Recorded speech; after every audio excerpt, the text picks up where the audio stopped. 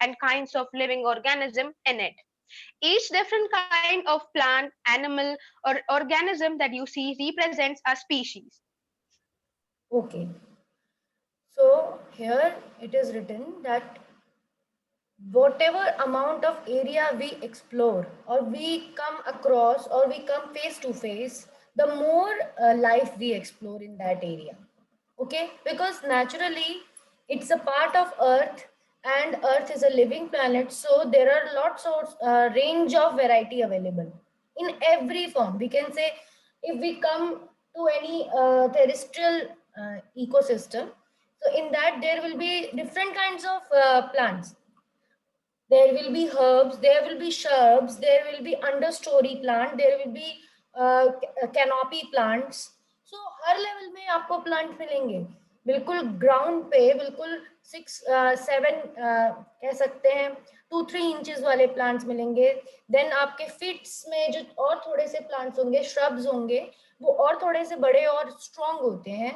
फिर और अगर आप देखोगे तो उसी एरिया में आपको थोड़े मीडियम साइज के प्लांट्स मिलते हैं, और फिर टॉप स्टोरीड प्लांट मिलते हैं जो कि कैनोपी वाले प्लांट्स होते हैं, ट्रीज बोलते हैं जिनको, कि ट्रीज है वहां पर. तो इस तरीके से प्लांट लाइफ में भी आपको इतनी वेराइटी मिल गई. देन एनिमल्स को अगर आप एक्सप्लोर करोगे तो आप ये देखोगे कि different kinds of insects are there. Because insects मैं इसलिए मेंशन कर रही हूँ क्योंकि आपको पता है arthropoda is the largest phylum. तो हर 10 एनिमल में हम अगर एक्सप्लोर करें तो 7 एनिमल्स तो इंसेक्ट्स ही होते हैं. ठीक है, उनकी वैरायटी इतनी ज्यादा है, वो लार्जेस्ट फाइलम है, इस वजह से उसमें सबसे ज्यादा आर्थ्रोपोड्स होते हैं. देन अगर हम थोड़ा सा सॉइल लेकर उसको एक्सप्लोर करें, उससे हम स्लाइड बना के देखें, तो हम उसमें देखेंगे कि there will be rod shape bacteria, there will be round shape bacteria. Pond water explore जैसे ल्यूवनहॉक ने किया था, तो भी हमें पता चलेगा कि there will be a large number of algae, protozoas, fungi, aquatic fungi can be there, small insects, larvae can be there inside it. तो लाइफ फ्लरिश कर रही है एनवायरमेंट में. हर तरह के इकोसिस्टम में हमें लार्ज नंबर ऑफ प्लांट्स और लार्ज नंबर ऑफ स्पीशीज हमें मिलती हैं. ठीक है, and the number of the species that are known and described range between, एक एस्टिमेशन लगाने पे पता चला कि वो 1.7 से 1.8 मिलियन होती हैं. दिस रेफर्स टू बायोडाइवर्सिटी और the number and types of organism present on the earth. तो ये बायोडाइवर्सिटी है जिसमें नंबर भी आता है और टाइप भी आता है कि कौन सा टाइप का ऑर्गेनिज्म ज्यादा नंबर में है. जैसे मैंने आपको बताया कि आर्थ्रोपोडा सबसे ज्यादा नंबर में होते हैं. We should remember here that as we explore new areas and even old ones, new organisms are continuously being identified. और हमें ये भी याद रखना है कि जैसे जैसे हम नए एरियाज को एक्सप्लोर करते हैं, वैसे वैसे हमें नए ऑर्गेनिज्म भी कंटिन्यूअसली मिलते रहते हैं. ठीक है, हम अपनी पुरानी लिस्ट में उन नए ऑर्गेनिजम्स के नेम ऐड करते रहते हैं. आप कई बार न्यूज में देखोगे कि ये नई स्पीशीज डिस्कवर हुई है टर्टल की, this is the new kind of fish which is explored. जब हमने उस तरह का बायोम, जब हमने उस जंगल में जाकर उधर देखा, उस फॉरेस्ट में हमें एक नया तरह का प्लांट स्पीशीज मिला या नई तरह की बर्ड की स्पीशीज मिली. तो पुरानी स्पीशीज में ही, बिकॉज नेचुरल सिलेक्शन चल ही रहा है, तो नए स्पीशीज बन रहे हैं. ठीक है, क्योंकि फॉरेस्ट ज़्यादा वाइल्डनेस से भरे हुए हैं एंड नेचुरल हैबिटेट्स हैं, तो वहाँ पर ये प्रोसेसेस ज़्यादा स्पीड में होती हैं वी कैन से, एंड उनके लिए पूरा फेवरेबल इन्वायरमेंट होता है कि वहाँ नेचुरल सिलेक्शन से न्यू स्पीशीज बनती हैं. अब यहाँ पर नेक्स्ट पैराग्राफ है, इसको पढ़ो. Anyone else read the next paragraph. Okay, ma'am. As stated earlier, there are millions of plants and animals in the world. We know the plants and animals in our own area by their local names. These local names would vary from place to place, even within our country. Probably you would recognize the confusion that would be created if we did not find ways and means to talk to each other, to refer to organisms we are talking about. Okay, so हमने पहले ही बताया millions of plants और animals हैं world में, and हम उनको अपनी जगह पे तो लोकल नेम से ही जानते हैं, पर ये लोकल नेम्स बदल जाते हैं, अलग दूसरे कंट्री में इनको किसी और नाम से जाना जाता है। तो just to avoid confusion, standard name रखना बहुत ज़रूरी है ताकि ये पता चले हम बात किसकी कर रहे हैं, हम कौन सा ऑर्गेनिज्म को रेफर कर रहे हैं। तो एक रेफरेंस नेम होना चाहिए, एक इंटरनेशनल नेम होना चाहिए. So there we have to follow some nomenclature rules and we have to follow some particular fixed protocols for identification, and these rules and protocols will be given in the books or the documents which are known as codes. So they are called codes for nomenclature. So if these codes are for botany, then it will be known as International Code for Botanical Nomenclature. As you can see in the next paragraph, there are two codes name given.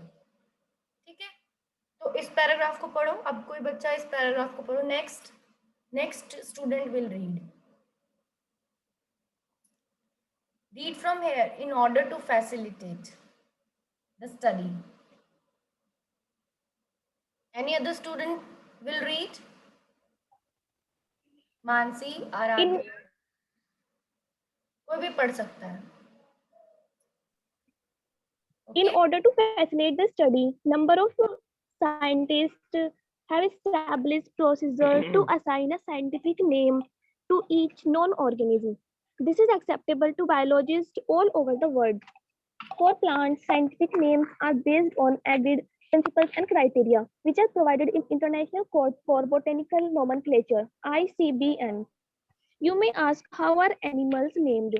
Animal taxonomists have evolved International Code of Zoological Nomenclature, ICZN. The scientific names ensure that each organism has only one name.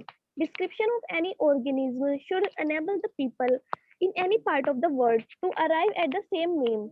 They also ensure that such a name has not been used for any other non-organism.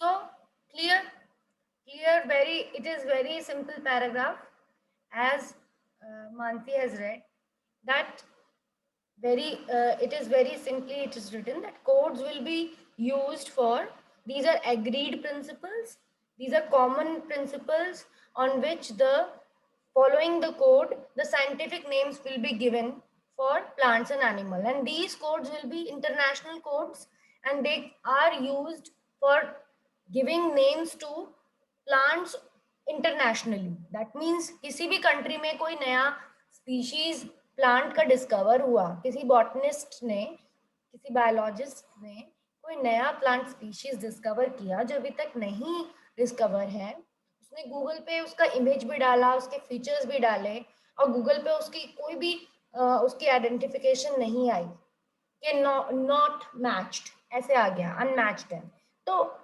ये हो सकता है कि वो एक नया species हो, इसीलिए वो किसी भी स्पीशीज से मैच नहीं हुआ है. तो इस वजह से अब हम उसका नाम रखना चाहते हैं, तो हम उसका नाम रखेंगे, क्योंकि वो प्लांट है तो हम उसका नाम ICBN से ही रख सकते हैं, ICBN को फॉलो करके हम उसका नाम रख सकते हैं.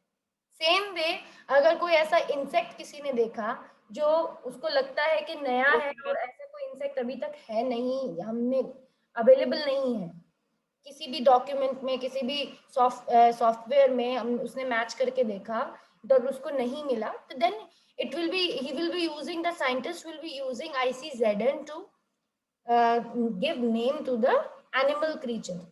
Animal taxonomist ICZN को यूज करके नाम रखेंगे एनिमल्स का, और ये साइंटिफिक नेम ये इंश्योर करेंगे कि इस ऑर्गेनिज्म का एक ही नाम हो जो इंटरनेशनली यूज हो सके, और ये नाम पहले किसी और को ना दिया गया हो, यूनिक नेम हो.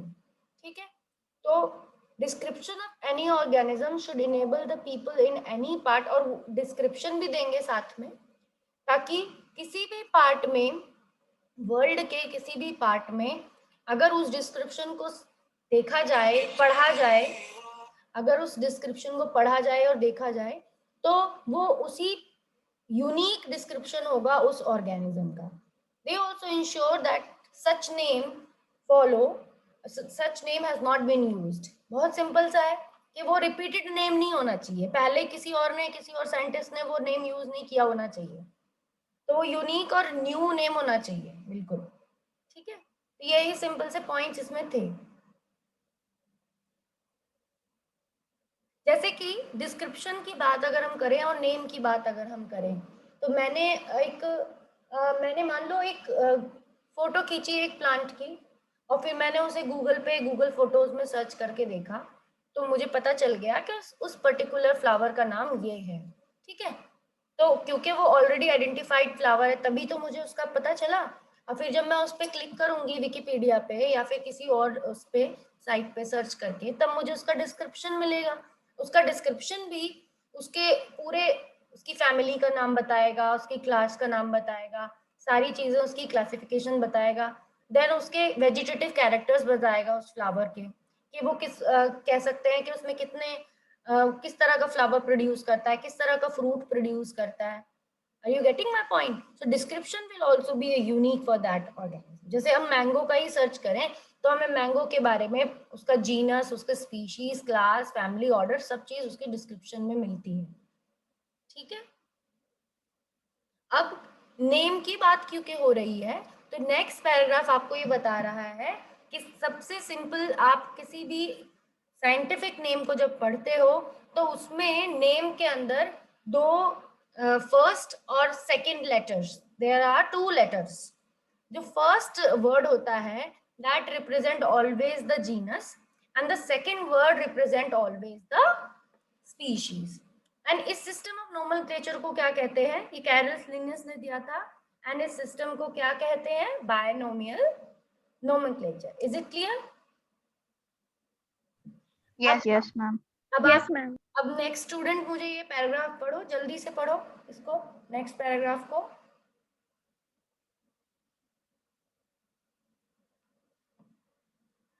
Yes, read it. Aaradhya, you read it. Okay, ma'am. Ma'am, biologists follow universally accepted principles to provide scientific names to non-organisms. Each name has two components, the generic name and the specific epithet. This system of providing a name with two components is called binomial nomenclature. This naming system given by Carolus Linnaeus is being practiced by biologists all over the world. This naming system using a two-word format was found convenient. Let's take the example of mango to understand the way of providing scientific names better. The scientific name of mango is written as Mangifera indica. Let us see how it is a binomial name. In this name, Mangifera represents the genus, while indica is a particular species or a specific epithet. Other universal rules of nomenclature are as follows. Yes, so by taking the example of mango, the writer and this book has given us example of mango to explain that what rules this name Mangifera indica is following, or in general what are the points anyone should consider and remember while understanding the nomenclature, binomial nomenclature की क्या general rules हैं। ये question बार बार आएगा आपके exam में क्योंकि ये बहुत जनरल क्वेश्चन है, और एग्जाम में ही नहीं, आप जब भी बायोलॉजी में कोई भी एक नया सब्जेक्ट या कोई भी एक नई स्पीशीज को पढ़ोगे तो आपको उसका बायनोमियल नोमेनक्लेचर पता होना चाहिए, उसका बायनोमियल नेम पता होना चाहिए। तो ये बात आप याद रखोगे, जहां जहां पर आपको जो भी आप ऑर्गेनिज्म पढ़ोगे, चाहे आप प्रोटिस्टा पढ़ रहे हो, चाहे आप प्लांट वाले चैप्टर्स पढ़ रहे हो, या प्लांट फिजियोलॉजी पढ़ रहे हो आप, ठीक है, या फिर अभी आप एनिमल किंगडम पढ़ोगे, तो आप क्या करोगे, हमेशा जो भी आपके बुक में एनसीईआरटी में जहां पर बायनोमियल नेम नहीं दिए होंगे, आप वो बायनोमियल नेम सर्च करके लिखते जाओगे। जैसे हम देखते हैं ना बुक्स के जस्ट मार्जिन के लोअर मार्जिन के नीचे स्टार बना के अपने नोट्स में भी कहीं पर भी अगर कोई एक आप एनिमल का नाम देखते हो कि आपने नोट्स में एक पैराग्राफ लिखा और उस पैराग्राफ में आपने फ्रॉग के बारे में लिखा है, तो आप नीचे उस पर मेंशन कर सकते हो, और नीचे लास्ट में फुट नोट में, जैसे फुट नोट डालते हैं, तो एक फुट नोट डाल सकते हो, वहां पे उस फ्रॉग का नाम लिख सकते हो, राना टिग्रिना, ठीक है। और अगर आप स्नेक का नाम लिखते हो तो आप उसका भी नाम लिख सकते हो, स्नेक के बारे में लिख रहे हो तो। अब यहाँ हम मैंगो के बारे में लिख रहे हैं, तो मैंगो का नाम दिया हुआ है ना, मैंजीफेरा इंडिका दिया हुआ है और उसके रूल्स दिए हुए हैं। तो इस वे में आपको अपनी खुद की स्टडीज थोड़ी सी इम्प्रूव करनी है, ठीक है। नाउ ये रूल्स जो हैं इसमें, मैंजीफेरा आपको पता ही है, फर्स्ट जो वर्ड है वो आपका जीनस होगा, and the second word will be your species. उस वर्ड का, उस नेम में हमेशा दो पार्ट्स होंगे, बाइनोमियल नेम में हमेशा दो पार्ट्स होंगे। The first part will represent genus, second part will represent the species, and rules जो फॉलो होंगे वो ये होंगे। द फर्स्ट रूल इज क्या, कि वो लैटिन में, जनरली लैटिन में लिखा जाता है, तो इसी वजह से हम उसको जब प्रिंट फॉर्म में लिखते हैं उस नेम को, क्योंकि लैटिन ओरिजिन्स होते हैं, ज्यादातर नेम के लैटिन ओरिजिन्स होते हैं, तो इस वजह से उनको जब हम प्रिंट फॉर्म में लिखते हैं नेम्स को, तो इटैलिसाइज कर देते हैं। We do them italicize just to show that they are latinized और they are derived from Latin, irrespective of their origin. वो कहीं का भी हो प्लांट, इंडिया का भी प्लांट हो वो, तो भी हम उसका नाम अगर हम लिख रहे हैं, क्योंकि कोड में उस तरह का रूल दिया हुआ है कि इट शुड बी लेटिनाइज्ड और लेटिन वर्जन ही उसका यूज करना, ठीक है। लेटिन एक लैंग्वेज है, तो उससे ग्रीक लैंग्वेज है, लेटिन लैंग्वेज है, पुरानी लैंग्वेजेस हैं ये, तो इस वजह से उनसे हम ही उनको ही यूज करने का उसमें बताया हुआ है। तो इटैलिसाइज कर देते हैं हम उसको, इटैलिक कर देते हैं। जैसे यहाँ पे तुम देख रहे हो टिल्टेड है, मैंजीफेरा और इंडिका ये दोनों थोड़े से टिल्टेड हैं, तो इटैलिक्स क्या होती है, टिल्टेड होती है। तो वही है फर्स्ट रूल, वो है प्रिंट फॉर्म में वो टिल्टेड में रहेगा। सेकंड में क्या रहेगा, the first word in biological name represent the genus while the second component denotes the species epithet। तो ये सिंपली वही रूल बता रहा है जो जनरल रूल है, कि जो नेम का फर्स्ट वर्ड है वो जीनस रिप्रेजेंट करेगा, और सेकंड कंपोनेंट या सेकंड पार्ट उसका स्पीशीज रिप्रेजेंट करेगा। Third, both the words in biological name when handwritten are separately underlined or printed in italics to indicate their Latin origin।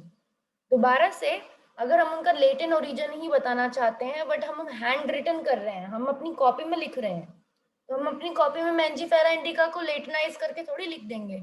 हम Mangifera indica को normally अपनी writing में लिखेंगे, चाहे हमारी कर्सिव राइटिंग हो, चाहे हमारी स्ट्रेट राइटिंग हो, जैसी भी हो राइटिंग भी सबकी यूनिक होती है।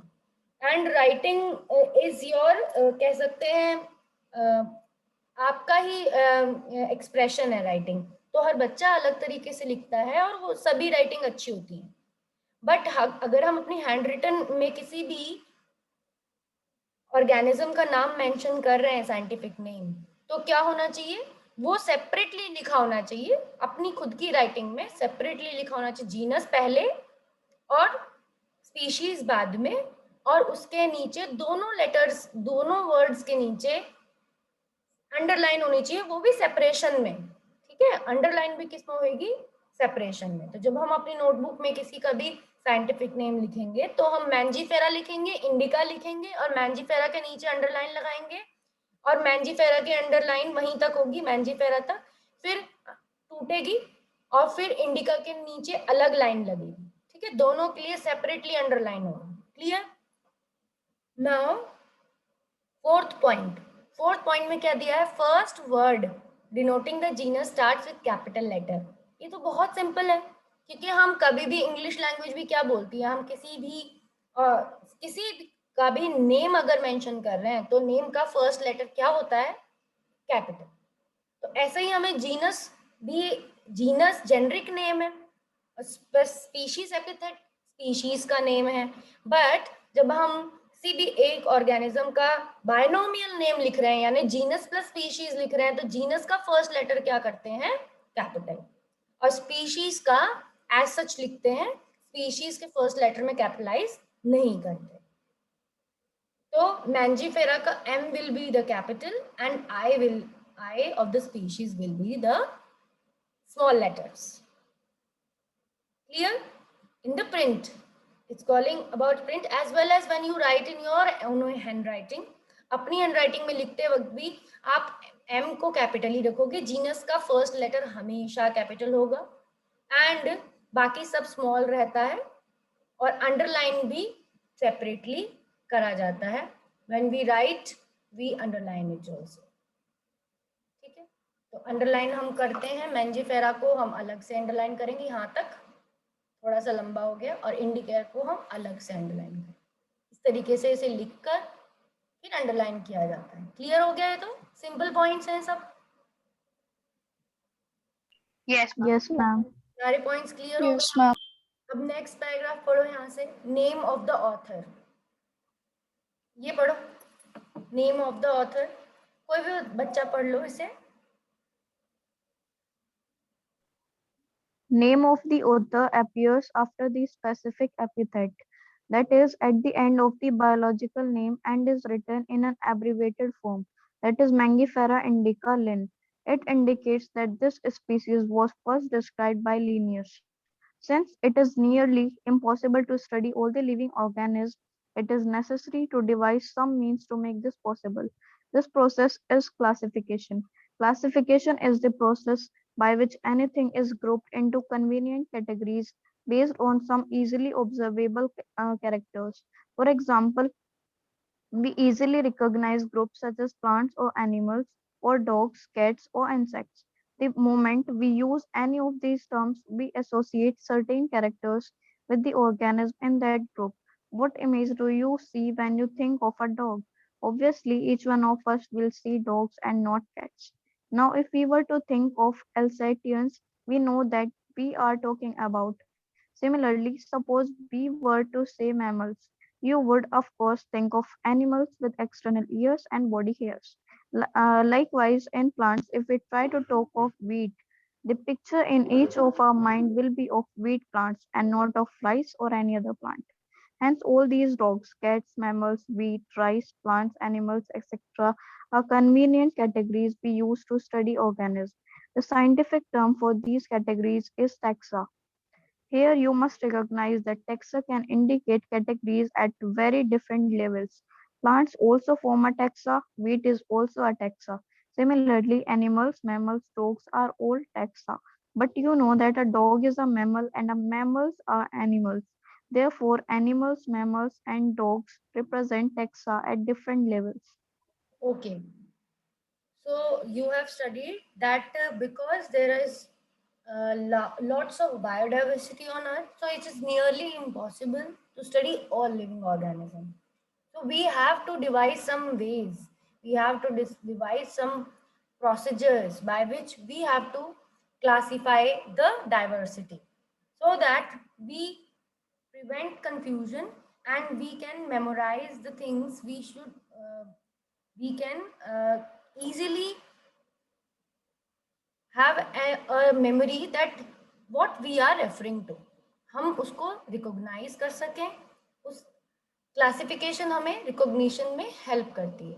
अब क्लासिफिकेशन मतलब ऑर्डरली किसी भी कैटेगरीज में, पर्टिकुलर कैटेगरीज में ऑर्गेनिजम्स को मेंशन करना कि that this particular organism belong to that category.